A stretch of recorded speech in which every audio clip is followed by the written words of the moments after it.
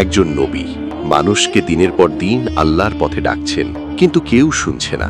তিনি হলেন হজরত ইউনুস আলাইহিসসালাম। তার কওম বারবার অবাধ্যতা করছে।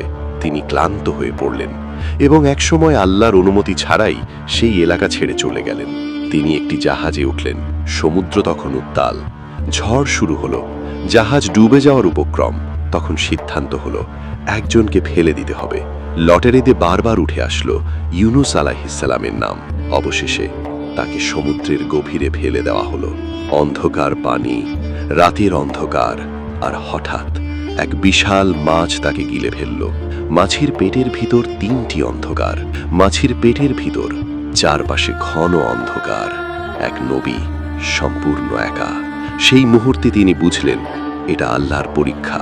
তিনি কান্নায় ভেঙে পড়লেন আর পড়তে লাগলেন সেই দোয়া, লা ইলাহা ইল্লা আনতা সুবহানাকা ইন্নী কুনতু মিনাজ জালিমিন।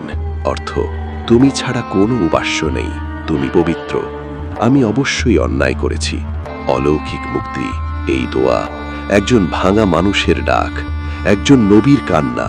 আল্লাহ তা কবুল করলেন, আদেশ দিলেন মাছ তাকে তীরে ফেলে দিক। হঠাৎ একদিন মাছ তাকে সমুদ্রের তীরে তুলে দিল। তিনি বেঁচে গেলেন। একজন মানুষ সমুদ্রের গভীরে, মাছের পেটের ভিতরে, তবুও আল্লাহ তাকে ভুলে যাননি। তাহলে আপনি আমি এতটুকু দুনিয়ার কষ্টে কেন হতাশ হয়ে যাই? তুমি যত গভীর অন্ধকারেই থাকো, যদি মন থেকে একবার আল্লাহকে ডাকো, তিনি তোমাকে ঠিকই তুলে আনবেন। হয়তো এখনই তোমার সেই দোয়া করার সময়।